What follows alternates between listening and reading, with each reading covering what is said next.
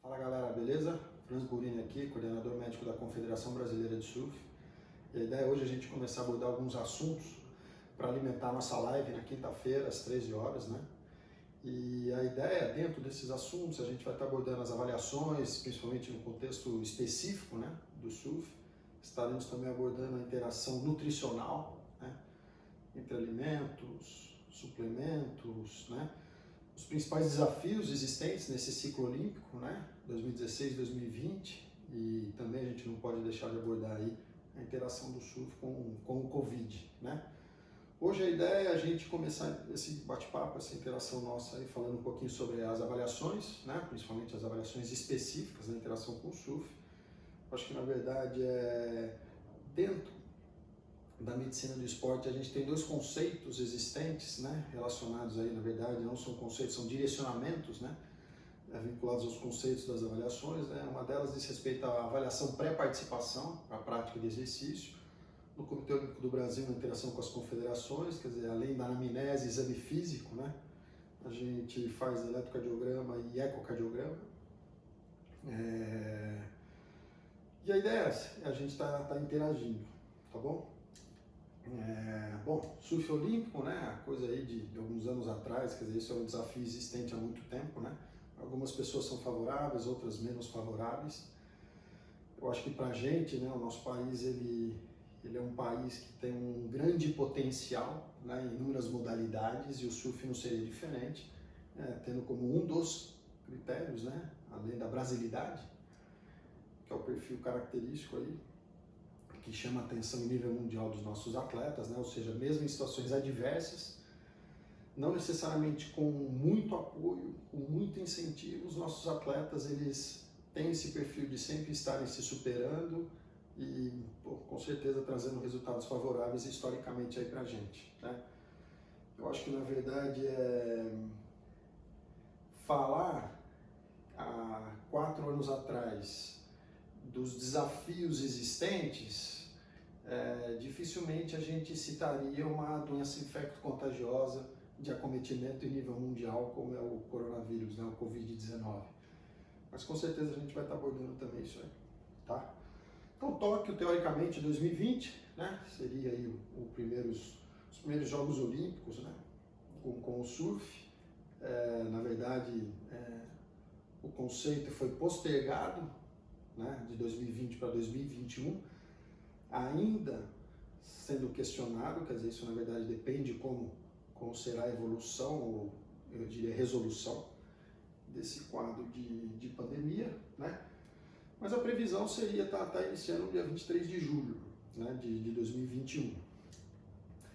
Eu acho que, na verdade, sempre quando a gente vai falar de avaliação de atleta, a gente tem que saber contextualizar qual o momento e qual a avaliação que aquele momento exige, demanda. Porque na avaliação, o principal objetivo é a gente gerar uma informação que será norteadora de conduta. Então, aqui só para dar um exemplo, né, se você for pegar de maio a agosto, né, é um período nobre, geralmente, né? Quer dizer, para o atleta olímpico, todos os dias, todos os momentos são nobres, né? Mas né, nesse momento de interação aqui é bacana a gente saber contextualizar. Então, geralmente quando a gente faz a abordagem do atleta, projetando os Jogos Olímpicos, numa fase de preparação, né, a gente faz a preparação geral, a específica, depois entra mais no contexto pré-competitivo e competitivo em si. A avaliação no sentido de pré-participação, ela vem historicamente no atleta profissional lá atrás, né? Não vou dizer que essa é a realidade aqui no nosso país, não só no surf, em inúmeras outras modalidades, mas na confederação a gente tem um hábito. Uma vez o atleta sendo convocado, ele passa por uma anamnese, ou seja, questionamentos relacionados ao perfil do atleta, relacionado à saúde, possíveis presenças ou não de doenças, sob a ótica musculoesquelética, cardiovascular, fatores de riscos familiares, né? Uso de medicação, interação com, às vezes, alguns nutrientes, alguns suplementos, alergias, né? E isso é lógico que a gente sempre, de modo contínuo, sempre está em alerta aí por causa do doping, né? Então existe a Agência Mundial Antidoping, né, a WADA, eles sempre soltam a lista, né? No sentido anual de quais são as substâncias, né? Presentes que a gente tem que prestar atenção, no sentido do uso terapêutico ou às vezes com um desfecho, muitas vezes com repercussão favorável ao desempenho, né? Ou seja, se porventura o indivíduo ele faz uso de uma medicação, de uma substância que está na lista da UADA, a gente tem que justificar sob a ótica clínica, quer dizer, por que o indivíduo está tomando aquela medicação, qual a indicação clínica, quais são os exames que corroboram, né? Para o uso clínico, e não no sentido de ter uma repercussão favorável ao desempenho. Então a gente pode falar de insulina, pode falar de medicações relacionadas ao trato respiratório, ao trato cardiovascular, né? E às vezes alguns suplementos com presença de contaminantes, né? Então geralmente a gente faz uma anamnese, faz um exame físico, né? E dentro aí da interação da confederação e os comitês, né, o Olímpico do Brasil e o Comitê Olímpico Internacional, os exames complementares, principalmente sob a ótica cardiovascular, né, eletrocardiograma de repouso e o teste cardiopulmonar. E aqui a gente vai abordar, além desses testes, outras coisas específicas que a gente vem interagindo nos últimos aí, 10 anos, né? Tá? Então, só para contextualizar, muitas vezes, se você está no ambiente intracompetição, não é ali que você vai abordar se o paciente ou se o atleta já usou ou não o vermífugo, né? Tem condutas que você tem que atuar lá atrás, no sentido de preparação, no sentido de prevenção, né? Eu tenho uma interação com alguns comitês, né, em nível internacional, e é muito interessante, quer dizer, hoje vira rotina o uso de máscara, né? Mas no Comitê Olímpico Norte-Americano, por exemplo, todos os atletas, no período peri-competição, são, né, incentivados a não terem tanto contato com o fã, com o público, e incentivados ao uso da máscara, tá? Então, falar do surf em si, do surfista, na verdade, né, a gente sempre começa com isso, anamnese, exame físico, ausculta cardíaca, ausculta pulmonar, manobras articulares, no sentido de detectar fragilidades musculoesqueléticas, né, algumas artropatias.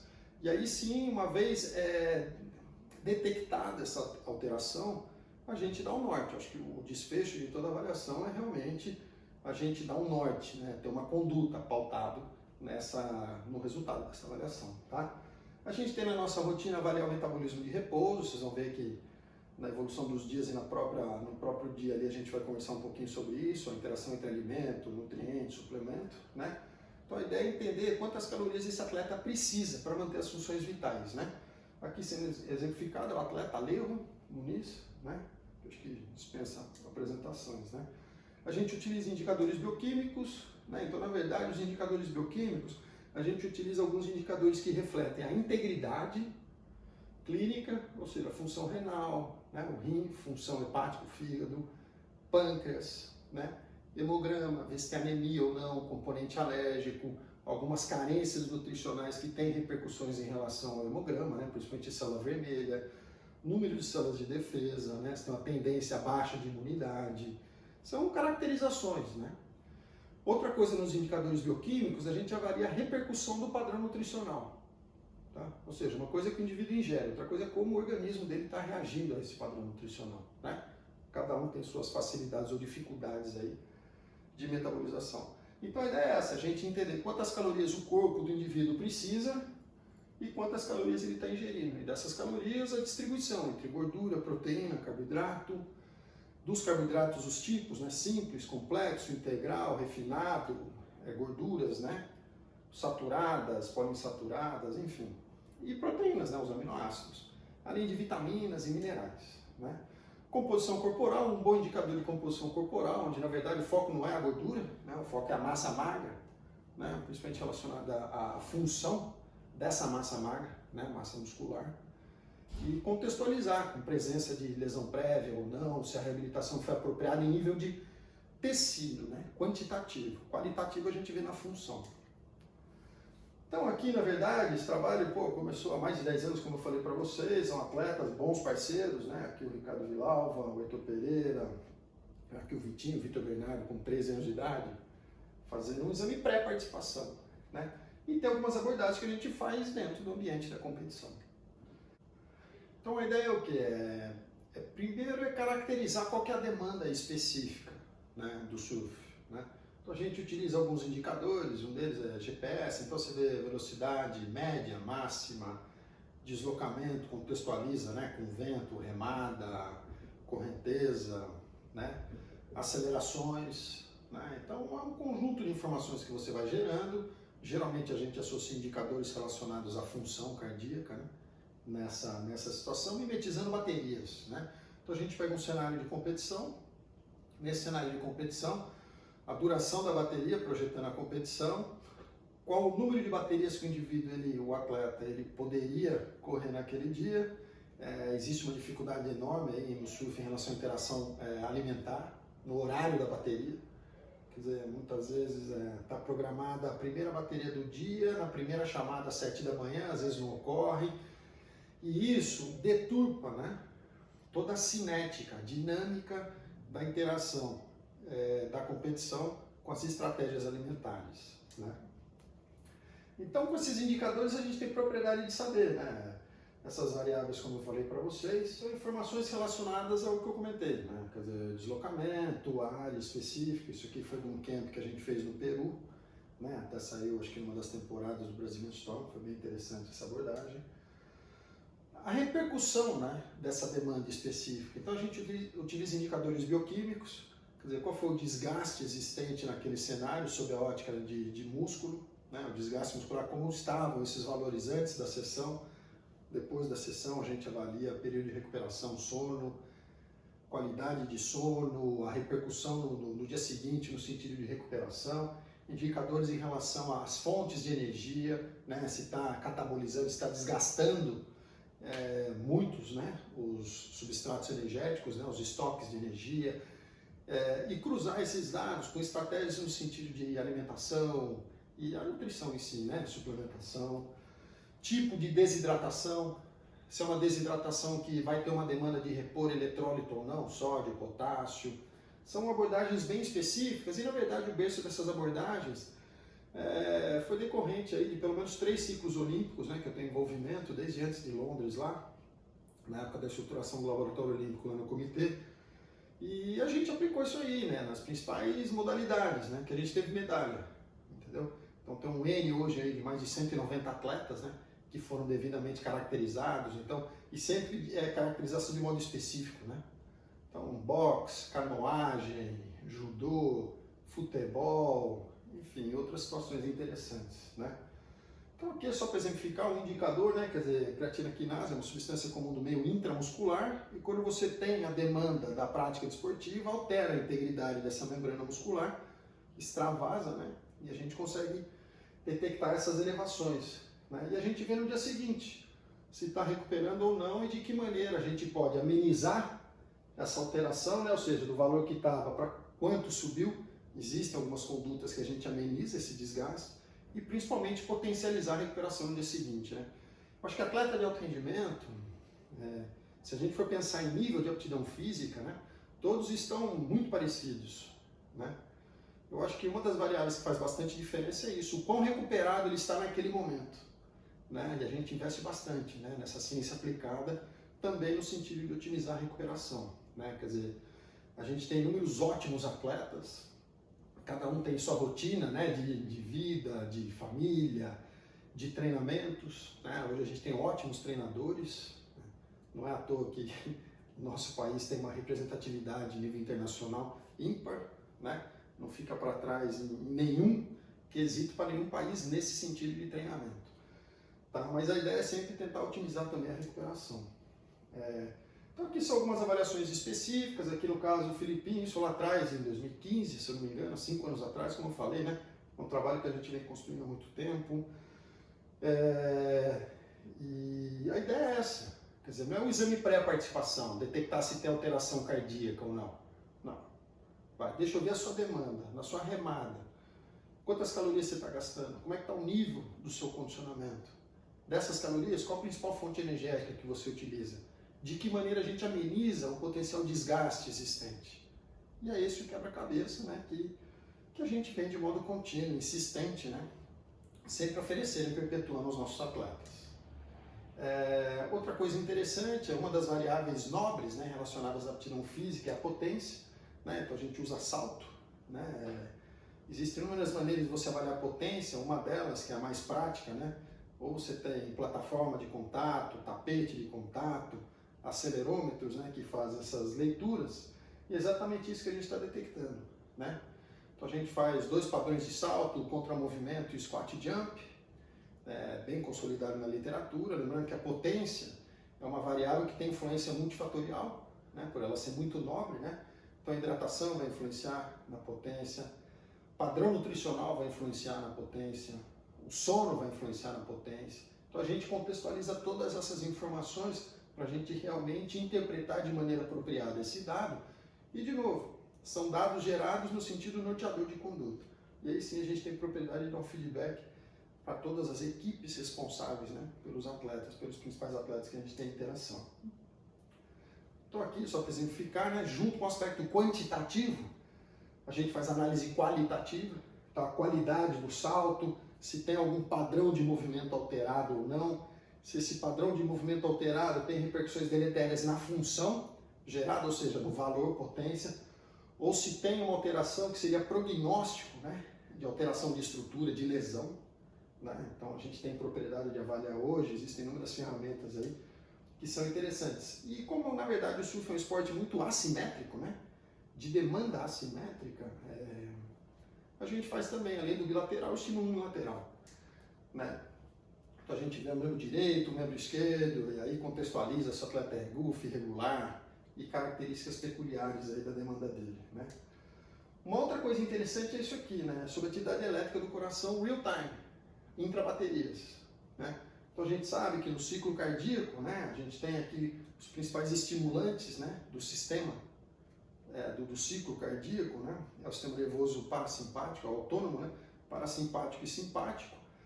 Simpático atuando via adrenalina e noradrenalina, e parasimpático principalmente acetilcolina, né? Então um estimula e o outro acelera, né? E aí é interessante contextualizar esse conceito, né, na aplicabilidade dessa variável no sentido de função.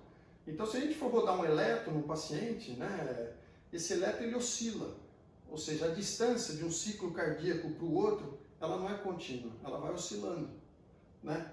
Ou seja, ora o coração tem um estímulo de adrenalina e ora de acetilcolina.